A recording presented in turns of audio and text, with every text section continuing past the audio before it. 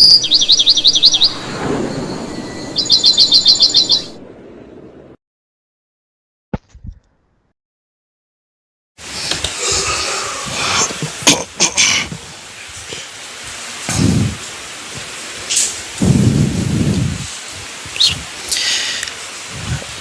لله رب العالمين والصلاة والسلام على أشرف الأنبياء والمرسلين نبينا محمد وعلى آله وأصحابه أجمعين وعلى من تبعه بإحسان إلى يوم الدين أما بعد. கண்ணியமிக்க சகோதர சகோதரிகளே, சென்ற சபையில் ஸைத் பின் சாபித் ரலியல்லாஹு அன்ஹு அவர்கள் தொடர்பாக சில குறிப்புகளை நாம் பார்த்தோம். ஸைத் பின் சாபித் ரலியல்லாஹு அன்ஹு என்று சொன்னாலே குர்ஆனோடு தொடர்பு படுத்திதான் மக்கள் அவர்களை அறிந்து கொள்வார்கள். அந்த அளவிற்கு குர்ஆனுக்கு மிகப்பெரிய ஒரு தொண்டு, மிகப்பெரிய ஒரு ஹிதுமத்தை செய்த ஒரு சஹாபி அவர்கள் திகழ்ந்தார்கள். அபூபக்கர் சித்திக் ரலியல்லாஹு ஆட்சி காலத்தில் குர்ஆனை வரிசையாக எழுதி கொடுப்பது, தொகுத்து கொடுப்பது என்கிற அந்த பொறுப்பை சில சஹாபா பெருமக்களுடைய குழுவோடு சேர்ந்து அவர்கள் செய்ததாக நாம் பார்த்தோம். அதே சஹாபியை தான் உஸ்மான் பின் அஃபான் ரலியல்லாஹு அவர்களும் தன்னுடைய ஆட்சி காலத்தில் பொறுப்பை கொடுத்து குரைஷ் பேசக்கூடிய அந்த மொழியை அடிப்படையாக வைத்து மீண்டும் குர்ஆனை எழுதும்படி சொன்னார்கள். அந்த பணியையும் ஸைத் பின் சாபித் அவர்கள்தான் மற்ற சஹாபா பெருமக்களோடு சேர்ந்து செய்து கொடுத்தார்கள். ஆகவே இப்படி இரண்டு ஹலீஃபாக்களுடைய ஆட்சி காலத்தில் ஸைத் பின் சாபித் ரலியல்லாஹு அவர்களுக்கு குர்ஆன் தொடர்பான இந்த பெரிய பெரிய பொறுப்புகள் வழங்கப்பட்டதையும் அதை அவர்கள் சிறப்பாக செய்ததையும் நம்மால் வரலாற்றில் பார்க்க முடியும். இன்று அன்பானவர்களே, இந்த சபையில் நாம் பார்க்க இருக்கும் சஹாபிதான் அப்துல்லா பின் உம்மி மக்தூம் ரலியல்லாஹு அன்ஹு அவர்கள். அப்துல்லா பின் உம்மி மக்தூம் ரலியல்லாஹு அன்ஹு அவர்கள் என்று சொன்னால் உடனே மனதில் வரக்கூடிய விஷயம் என்ன? கண் பார்வை இல்லாத சஹாபி, பார்வையற்ற சஹாபி. சில மக்கள் இவர்களை அம்ரு இப்னு உம்மி மக்தூம் என்றும் அழைப்பார்கள். அப்துல்லா அல்லது அம்ரு. ஆரம்பத்தில் நான் சில ஹதீஸுகள் படிக்கும் பொழுது அம்ரு இப்னு உம்மி மக்தூம் என்று வரும் பொழுது அப்துல்லா பின் உம்மி மக்தூமுடைய சகோதராக இருப்பாரோ என்று நான் நினைத்தேன். படித்தால் தான் தெரிந்தது, ஈராக் நாட்டை சார்ந்த மக்கள் பெரும்பாலும் அப்துல்லா பின் உம்மி மக்தூம் என்று சொல்லாமல் அம்ரு இப்னு உம்மி மக்தூம் என்பதாகவும், மற்ற அறிஞர்கள் அப்துல்லா பின் உம்மி மக்தூம் என்பதாகவும் சொல்வார்கள். ஒரே நபர் தான், இரண்டு பெயர்கள், அப்துல்லா மற்றும் அம்ரு. தந்தையின் பெயரோடு அழைக்கப்படுவதுதான் வழக்கம் அரபு தேசத்திலே. ஆனால் சில மக்களை இணைச்சிவார்கள் அரபுகள், தாயின் பெயரோடு இணைத்து இணைச்சிவார்கள், அழைப்பார்கள். அந்த விதத்தில் அப்துல்லா பின் உம்மி மக்தூம் என்று, உம்மி மக்தூம் அவருடைய பெயர் ஆத்திகா, அவருடைய தாயார் பெயர், அவருடைய தாயின் புனை பெயரோடு சேர்த்து இவர்கள் அழைக்கப்பட்டார்கள். இப்படி சில மக்களை அந்த காலத்தில் மக்கள் அழைப்பார்கள். உதாரணத்திற்கு அலி ரலியல்லாஹு அன்ஹுடைய ஒரு மகன் இருந்தார்கள், ஃபாத்திமா ரலியல்லாஹு அன்ஹா அல்லாமல் வேறு மனைவியில் பிறந்தவர் முஹம்மத். அவரை முஹம்மத் பின் அலி என்று சொல்லாமல் முஹம்மத் பின் ஹனஃபியா என்று அழைப்பார்கள் மக்கள். இப்படி தந்தையோடு இணைத்து அழைப்பதுதான் வழக்கம். சில மக்களை தாயின் பெயரோடு கூட இணைத்து என்ன செய்வார்கள், அழைத்து வருவார்கள். அந்த விதத்தில் அப்துல்லா பின் உம்மி மக்தூம் ரலியல்லாஹு அன்ஹு அவர்கள் தாயின் பெயரோடு அவர்கள் அழைக்கப்பட்டார். இவர்கள் மக்கத்து வாழ்க்கையில் ஆரம்ப காலத்திலேயே இஸ்லாத்தை தழுவிய ஒரு சஹாபி. அத்தகைய சஹாபாவை அஸ்ஸாபிகூனல் அவ்வலூன் என்று அல்லாஹ் சுப்ஹானஹு வ தஆலா குர்ஆனில் சொல்கிறான். இஸ்லாத்தின் பால் முந்தி கொண்டவர்கள், அதுவும் மக்கத்து வாழ்க்கையிலேயே இஸ்லாத்தை தழுவிய சஹாபா பெருமக்களில் இவரும் ஒருவர். இவர்கள் நபி ஸல்லல்லாஹு அலைஹி வஸல்லம் அவர்களுடைய முஅஸ்ஸினாக இருந்தார்கள். நபி ஸல்லல்லாஹு அலைஹி வஸல்லம் அவர்களுடைய முஅஸ்ஸின் பிலால் ரலியல்லாஹு அன்ஹு அவர்கள் மதீனாவில், மக்காவில் நபி ஸல்லல்லாஹு அலைஹி வஸல்லம் அவர்கள் இன்னொரு சஹாபியை முஅஸ்ஸினாக நியமித்தார்கள். அது மக்கத்து வெற்றிக்கு பிறகு, மக்கா வெற்றிக்கு பிறகு.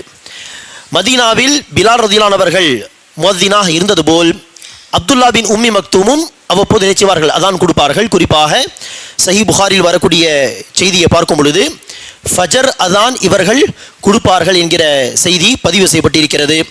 இப்னு உமர் ரலியல்லாஹு அன்ஹுமா அவர்கள் அறிவிக்கிறார்கள், நபி ஸல்லல்லாஹு அலைஹி வஸல்லம் அவர்கள் கூறினார் சஹாபாவை பார்த்து, இன்ன பிலாலன் யுஅஸ்ஸினு பிலைல், பிலால் அவர்கள் இரவு நேரத்தில் அதான் கொடுப்பார். அதாவது ஃபஜருடைய நேரம் வருவதற்கு முன்பாகவே அவர் அதான் கொடுப்பார். இதை நாம் என்ன செய்வோம், பெரும்பாலும் தஹஜ்ஜுதுடைய அதான், சஹருடைய அதான் என்று நாம் சொல்வோம். ஆகவே இரவு நேரத்தில் பிலால் அதான் கொடுப்பார். ஆகவே பிலாலுடைய அதானை நீங்கள் கேட்டால் வகுலு அஷ்ரபு, உண்ணுங்கள் பருகுங்கள், சஹர் செய்வதற்கான நேரம் இன்னும் இருக்கிறது என்று அர்த்தம். பிலாலுடைய அதானை கேட்டால் ஹத்தா யுனாதிய இப்னு உம்மி மக்தூம், இப்னு உம்மி மக்தூம் அதான் கொடுக்கும் வரை நீங்கள் உண்ணலாம் பருகலாம். அடுத்து இப்னு உமர் அவர்கள் சொல்கிறார்கள், வகான ரஜுலன் அஅமா, இப்னு உம்மி மக்தூம் அவர்கள் கண் பார்வை இல்லாத நபராக இருந்தார். லா யுனாதி ஹத்தா யுகால லஹு அஸ்பஹ்த அஸ்பஹ்த. இப்னு உம்மி மக்தூம் அவர்கள் யாராவது சஹாபி வந்து ஃபஜர் நேரம் ஆகிவிட்டது, சுபு நேரம் ஆகிவிட்டது என்று சொல்லாத வரை அவர் நினைச்ச மாட்டார், அதான் கொடுக்க மாட்டார். ஆகவே இப்னு உம்மி மக்தூமுடைய அதான் ஃபஜருடைய அதான், அதை கேட்டவுடனே சாப்பிடுவதை நிப்பாட்டி விட வேண்டும். பிலால் தஹஜுது நேரத்தில் சஹருடைய நேரத்தில் அதான் கொடுப்பார். அவருடைய அதானை கேட்டால் உண்ணுங்கள் பருகுங்கள் என்று நபி ஸல்லல்லாஹு அலைஹி வஸல்லம் அவர்கள் கூறினார்கள். ஆகவே ரசூலுடைய முஅத்தின் என்று பெரும்பாலும் நாம் பிலால் ரலியல்லாஹு அவர்களை சொல்வோம். பிலால் ரலியல்லாஹு அவர்களோடு இப்னு உம்மி மக்தூமும் ரசூலுடைய முஅத்தினாக இருந்திருக்கிறார்கள்.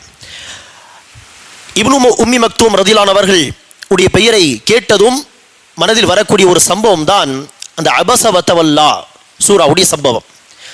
நபி ஸல்லல்லாஹு அலைஹி வஸல்லம் அவர்கள் ஒரு முறை குறைஷியர்களுக்கு உபதேசம் செய்து கொண்டிருந்தார்கள். குறிப்பாக குறைஷியர்களின் தலைவர்கள், அந்த தலைவர்களுக்கு இஸ்லாத்தை பற்றி எடுத்துரைக்கும் பொழுதுதான் அப்துல்லா பின் உம்மி மக்தூம் ரலியல்லாஹு அவர்கள் ரசூலை நோக்கி வந்தார். அப்போது நபி ஸல்லல்லாஹு அலைஹி வஸல்லம் அவர்கள் அவர்களை பார்த்து கடுகெடுத்தார்கள், அவர்களை பார்த்து திரும்பி விட்டார்கள். அவர்களை பார்த்து முன்னோக்கி சென்று என்ன ஏது என்று விசாரிக்காமல் அவர்களை பார்த்து ரசூல் அவர்கள் கடுகெடுத்து இந்த நேரத்தில் இவர் எதற்காக வருகிறாரோ என்று யோசிக்கும் விதமாக கடுகெடுத்து ரசூல் அவர்கள் திரும்பி விட்டார்.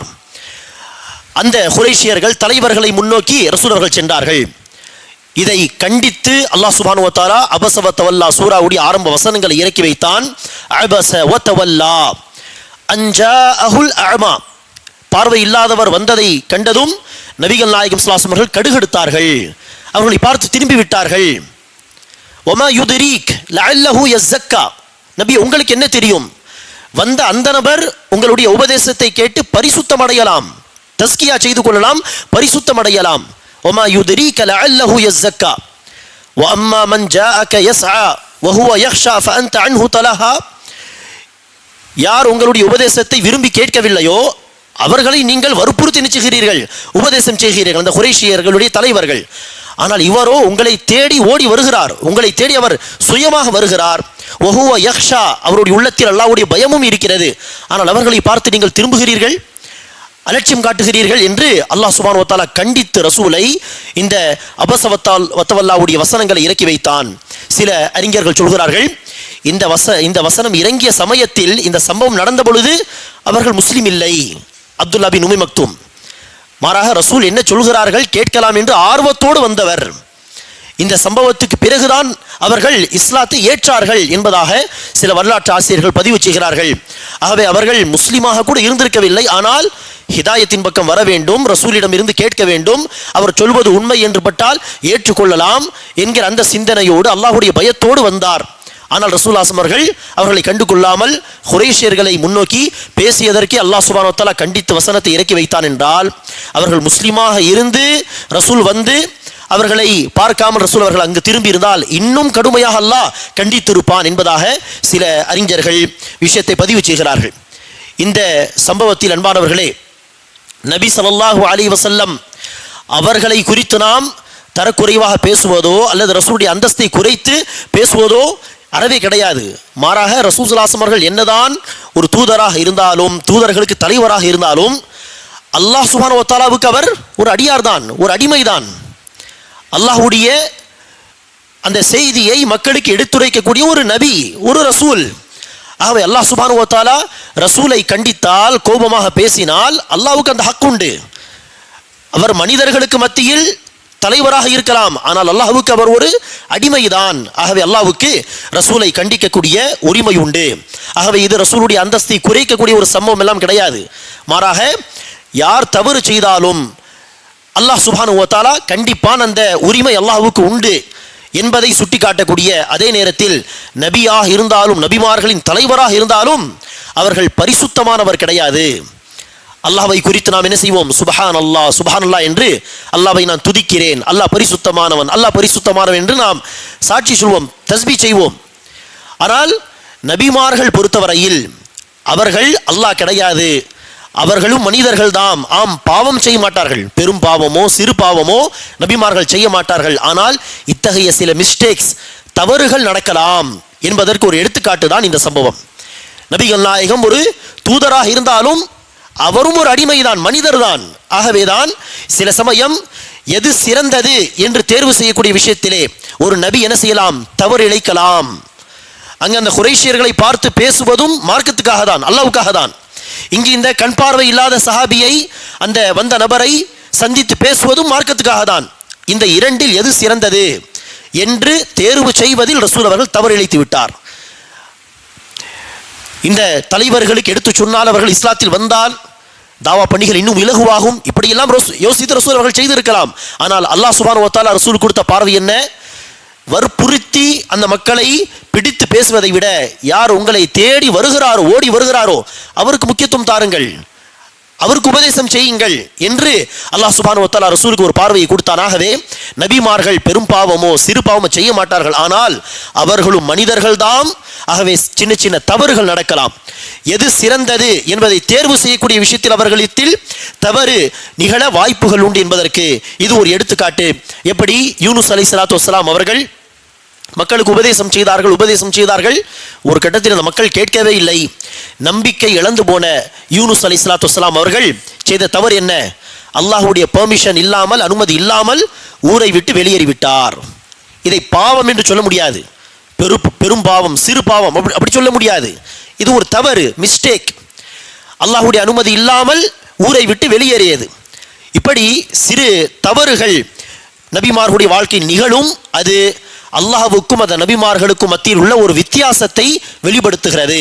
அவர்களும் மனிதர்கள் தாம். தவறே செய்யாத ஒருவன் என்று சொன்னால் அது அல்லாஹ் மாத்திரம்தான் என்பதை சுட்டி காட்டக்கூடிய ஒரு விஷயம். ஆகவே இப்படி அந்த கண் பார்வை இல்லாத சஹாபி வரும் பொழுது ரசூல் அவர்கள் கடுகெடுத்த காரணத்தினால் அல்லாஹ் சுப்ஹானஹு வ தஆலா ரசூலை கண்டித்து வசனங்களை இறக்கி வைத்து இருக்கிறான். அன்பானவர்களே, நபி ஸல்லல்லாஹு அலைஹி வஸல்லம் அவர்கள் இந்த சம்பவத்துக்கு பிறகு அப்துல்லா பின் உம்மி மக்தூம் அவர்களை பார்த்து நினைச்சுவார்கள், கண்ணியமாக பேசுவார்கள், முக்கியத்துவம் தருவார்கள். நபி ஸல்லல்லாஹு அலைஹி வஸல்லம் அவர்கள் அந்த சஹாபியை கண்ணியப்படுத்துவார்கள் என்றெல்லாம் பல தகவல்கள் உண்டு. அதில் ஒரு பலவீனமான செய்தி, யாராவது அதை கேள்விப்பட்டால் அது பலவீனமான ஹதீஸ் என்பதை தெரிந்து கொள்ள வேண்டும் என்பதற்காக அதை பதிவு செய்கிறேன். நபி ஸல்லல்லாஹு அலைஹி வஸல்லம் அவர்கள் அப்துல்லா பின் உம்மி மக்தூம் சபைக்கு வந்தால், மர்ஹபன் பிமன் ஆதபனி ரப்பி ஃபீஹி, யாருடைய விஷயத்தில் அல்லாஹ் என்னை கண்டித்தானோ அந்த நபரே வாருங்கள் என்று ரசூல் அவர்கள் அழைப்பார் என்று ஒரு செய்தி வருகிறது. அந்த வார்த்தைகள் ரசூல் அவர்கள் சொன்னதாக எந்த ஒரு ஆதாரபூர்வமான செய்தியிலும் வரவில்லை.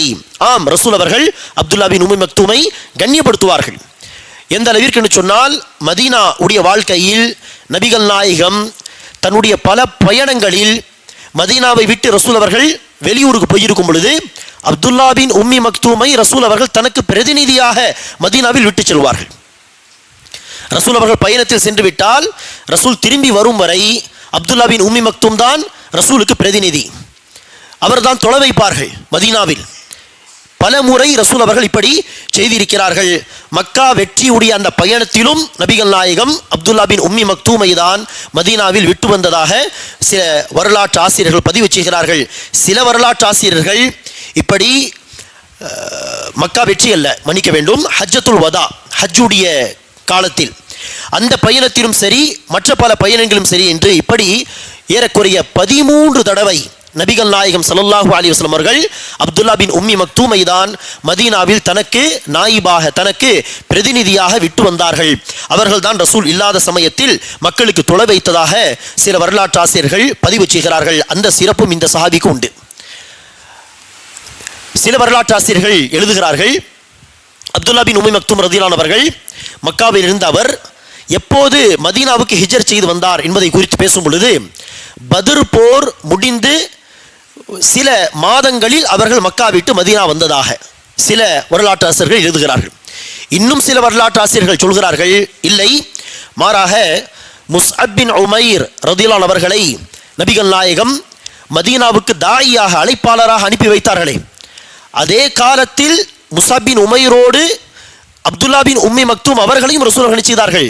அழைப்பு பணிக்கு முஸ்அப் பின் உமைருக்கு உறுதுணையாக இருக்கட்டும், தோழராக இருக்கட்டும் இந்த பணியில் என்று இருவரையும் ரசூல் செய்தார்கள். அந்த அன்சார் சஹாபாவோடு அனுப்பி வைத்தார்கள் என்றும் பல வரலாற்று ஆசிரியர்கள் பதிவு செய்கிறார்கள். அந்த விதத்தில் பார்த்தால் அன்பானவர்களே, கண் பார்வை இல்லாத சஹாபி, ஆனால் மார்க்கம் படிப்பதிலும் ஆர்வம், ரசூலை தேடி வருகிறார். ரசூல் அவர்கள் அழைத்தால் தான் வந்து படிக்க வேண்டும் அப்படி கிடையாது, அவரே ரசூலை தேடி வந்து மார்க்கத்தை கற்றுக்கொள்கிறார். அதற்கு அல்லாஹ்வே சாட்சி. அபஸவத்தவல்லா சூராவிலே படித்தது மட்டுமல்லாமல் படித்ததை பிறருக்கு எடுத்துரைப்பது, தாவா செய்வது என்று வரும் பொழுதும் அப்துல்லா பின் உம்மி மக்தூம் ரதியல்லாஹு அவர்கள் முஸ்அப் பின் உமைர் அவர்களோடு சேர்ந்து மதீனாவுக்கு சென்று அழைப்பு பணி செய்ததாக வரலாற்று ஆசிரியர்கள் பதிவு செய்கிறார்கள். இத்தனைக்கும் அவர் யார்? கண் பார்வை இல்லாத சஹாபி. ஆனால் அவர்களுடைய பங்களிப்பு பாருங்கள், மார்க்கத்துக்காக, மார்க்க சேவைக்காக. இது மட்டுமல்ல, சில வரலாற்று ஆசிரியர்கள் அபு இஸ்ஹாக் போன்றவர்கள் பதிவு செய்கிறார்கள், பரா இப்னு ஆசிப் ரதியல்லாஹு அவர்கள் அறிவித்ததாக அல்லாஹ் சுப்ஹானஹு வ தஆலா ஜிஹாத் விஷயத்திலே ஒரு வசனத்தை இறக்கி வைத்தான். நிசா அத்தியாயத்தின் ஒரு வசனம், ஒரு ஆயத். அந்த வசனத்தில் அல்லாஹ் சுப்ஹானஹு வ தஆலா சொல்கிறான், லா யஸ்தவில் காயிதூன் வல் முஜாஹிதூன் ஃபீ சபீலில்லாஹ். அல்லாஹ்வின் பாதையில் போர் புரியும் முஜாஹிதுகளும் போர் புரியாமல் வீட்டில் உட்கார்ந்து இருக்கக்கூடியவர்களும் சமமாக மாட்டார்கள். அல்லாஹ்வின் பாதையில் தியாகம் செய்யக்கூடிய முஜாஹிதீன்களும் அல்லாஹ்வின் பாதையில் போர் புரியாமல் தியாகம் செய்யாமல் வீட்டில் உட்கார்ந்து இருக்கக்கூடியவர்களும் சமமாக மாட்டார்கள் என்கிற வசனத்தை அல்லாஹ் இறக்கி வைத்த பொழுது அப்துல்லா பின் உம்மி மக்தூம் கண் பார்வை இல்லாத அந்த சஹாபி ரசூலிடம் வந்து, யா ரசூலல்லாஹ், எனக்கு அல்லாஹ்வின் பாதையில் போர் புரிய வேண்டும், களத்தில் இறங்கி அல்லாஹ்வுக்காக போராட வேண்டும் என்கிற ஆசை இருக்கிறது, ஆனால் என்னால் போர் புரிய முடியாதே, எனக்கு பார்வை இல்லையே என்று ஆதங்கத்தோடு கவலையோடு இந்த வசனம் இறங்கிய பிறகு அல்லாஹ் இப்படி சொல்லிவிட்டானே, வீட்டில் உட்கார்ந்து இருக்கக்கூடியவர்களும் முஜாஹிதீன்களும் சமமாக மாட்டார்கள் என்று அந்த கவலையோடு வந்து இவர்கள் சொன்ன பிறகு அல்லாஹ் அந்த வசனத்தில் ஒரு வார்த்தையை கூட்டிவிட்டான். என்ன வார்த்தை? லா யஸ்தவில் காயிதூன கைரு உலித் தரர். யாருக்கு கண் பார்வை தெரியாது என்கிற காரணம் எல்லாம் இல்லாமலும் வீட்டில் உட்கார்ந்து இருப்பார்களோ அவர்களும் முஜாஹிதீன்களும் சமமாக மாட்டார்கள் என்று கண் பார்வை இல்லாத சஹாபாக்களை அந்த விஷயத்தில் விதிவிலக்காக அல்லாஹ் சுப்ஹானஹு வ தஆலா என்ன செய்தான்? குறிப்பிடுவதற்கு ஒரு வார்த்தையை கூட்டி மீண்டும் அந்த வசனத்தை இறக்கியதாக பரா இப்னு ஆசிப் ரதியல்லாஹு அன்ஹு அவர்கள் அறிவிக்கிறார்கள். இருந்தாலும் பாருங்கள், அவர்கள் சில போர்களில் கலந்து கொண்டார்கள். பார்வை இல்லை, போரில் கலந்து கொள்ள முடியாத அவர்களுக்கு விதிவிலக்கு உண்டு, அவர்களுக்கு சலுகை உண்டு, போரில் கலந்து கொள்ளாமல் வீட்டில் இருக்கலாம் என்கிற சலுகை இருந்தாலும் அவர்கள் சில போரில் கலந்து கொண்டார்கள். ஆகவேதான் உமர் பின் ஹத்தாபுடைய ஆட்சி காலத்தில் நடந்த ஒரு போர், காதிசியா என்கிற ஒரு போர், அந்த போரில் இவர்கள் கலந்து கொண்டதாகவும் அந்த போரில் அவர்கள் கொல்லப்பட்டதாக, ஷஹீதாக்கப்பட்டதாகவும் சில வரலாற்று ஆசிரியர்கள் பதிவு செய்கிறார்கள். அதற்கு முக்கிய ஒரு காரணம், உமர் பின் ஹத்தாபுடைய ஆட்சி காலத்தில் காதிசியா என்கிற இந்த போருக்கு பிறகு அப்துல்லா பின் உம்மி மக்தூம் சம்பந்தமாக எந்த ஒரு தகவலையும் யாரும் செய்யவில்லை, பதிவு செய்யவில்லை. காதிசியா போரோடு இந்த சஹாபி குறித்த தகவல்கள் முடிவடைகிறது என்று சொன்னால் என்ன காரணம்? அந்த போரில் அவர்கள் ஷஹீதாக்கப்பட்டிருக்கலாம், கொல்லப்பட்டிருக்கலாம் என்று சில வரலாற்று ஆசிரியர்கள் பதிவு செய்கிறார்கள். அன்பானவர்களே, அப்துல்லா பின் உம்மி மக்தூம் ரதியல்லாஹு அவர்கள் தொடர்பான இந்த செய்திகளில் நமக்கு மிகப்பெரிய படிப்பினை என்ன?